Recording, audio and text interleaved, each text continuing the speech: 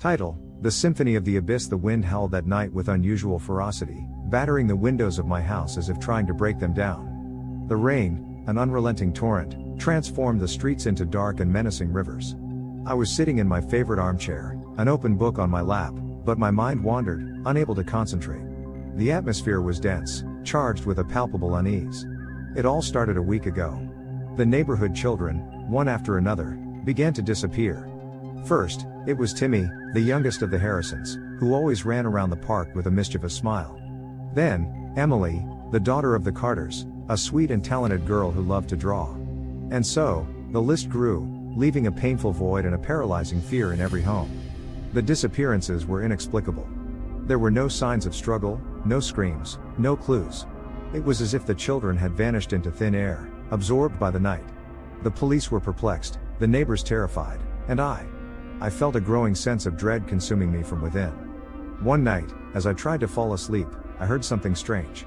A soft, almost imperceptible melody that seemed to come from outside. At first, I thought it was my imagination, a product of anxiety and sleep deprivation. But the melody persisted, becoming clearer and clearer, more insistent. It was a beautiful, melancholic melody, yet disturbing, as if imbued with an ancestral sadness. Listen to the music. The voice, soft and velvety, whispered in my ear. I startled, looking around. I was alone in the room, but the voice was unmistakable. It was a male voice, calm, but with an echo of darkness that chilled me to the bone. I tried to ignore the music, to close my ears to its hypnotic charm. But it was useless. The melody had seeped into my mind, resonating in every corner of my being. I got out of bed, feeling an irresistible force pushing me towards the window. I opened the curtains and looked out. The fog, dense and oppressive, enveloped the neighborhood, blurring the lights and transforming the houses into ghostly silhouettes. And in the middle of the fog, I saw something that made me gasp in horror. The figures of the missing children floated in the air, their eyes empty, their faces as pale as wax. They were dancing to the rhythm of the melody, like puppets controlled by invisible strings. Their movements were slow, almost spectral, and barely audible whispers escaped their lips. "Come. Join us." Fear gripped my throat, paralyzing my limbs. I wanted to scream, but my voice had been extinguished. I wanted to close the window, but my hands refused to obey. I was trapped, hypnotized by the macabre dance and the infernal melody. Suddenly, I heard another scream, this time full of terror and urgency. It was the voice of my neighbor, Mr. Henderson, an elderly and taciturn man who lived across the street. "Close the windows. Don't listen to it." The scream shook me out of my trance. I reacted instinctively, closing the curtains and running to the window. I closed it tightly, blocking the vision of the dancing children and the disturbing melody. I slumped against the wall, trembling from head to toe. My heart was pounding, as if it wanted to escape from my chest. I knew I had narrowly escaped a terrible fate. But I also knew that the nightmare was not over. For the following days, I locked myself in my house, terrified to go out. I sealed the windows with wood and stuffed the cracks with rags. I tried to ignore the music, but it was impossible. The melody resonated in my mind, torturing me with its beauty and its darkness.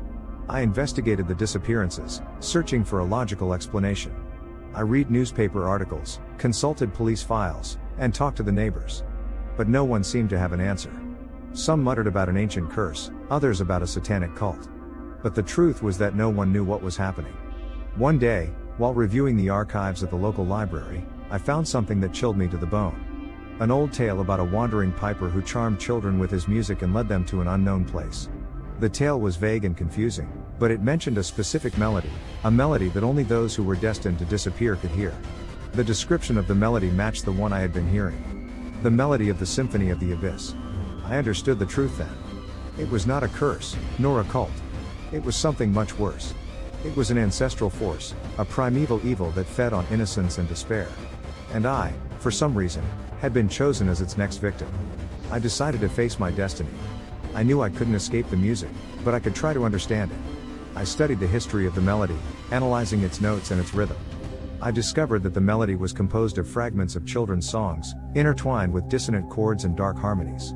I also discovered that the melody had a specific origin. It had been created by a mad musician centuries ago, a man who had lost his own children and who had sworn to take revenge on humanity. The musician had used his music to lure children to their deaths, offering them as sacrifices to a dark entity. The next night, when the music started playing again, I was prepared. I opened the window and faced the fog. I closed my eyes and concentrated on the melody, trying to decipher its meaning. I saw images in my mind. Images of children playing, laughing, running free. Images of a man shattered by pain, consumed by revenge. Images of a dark and bottomless abyss, filled with lost souls. I understood the purpose of the music then. It was not just a trap, but also a key. A key that opened the door to a place beyond reality, a place where time and space did not exist. A place where the missing children had become prisoners of an eternal nightmare. I decided that I would not allow the music to take any more children. I decided that I would face the mad musician and free the trapped souls. I closed my eyes and let myself be carried away by the music. I felt my body rising into the air, how the fog enveloped me and transported me to another place. I found myself in a desolate landscape, a place of shadows and silence. The houses in the neighborhood had been transformed into nightmarish mazes, with endless corridors and doors that led nowhere. The missing children wandered through the maze, lost and confused. In the center of the maze, I saw the mad musician. He was sitting on a throne of bones, with his flute in his hand. His eyes shone with a malevolent light, and his face was marked by hatred and madness. "You've come to join my symphony, haven't you?" "I've come to stop you," I said. "You can't stop me. My music is too powerful." "Your music feeds on pain," I said. "But I am not afraid." I took out my own flute, a wooden flute that had belonged to my grandfather. I closed my eyes and began to play.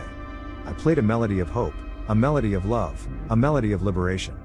I played with all my heart, with all my soul. My music clashed with that of the mad musician.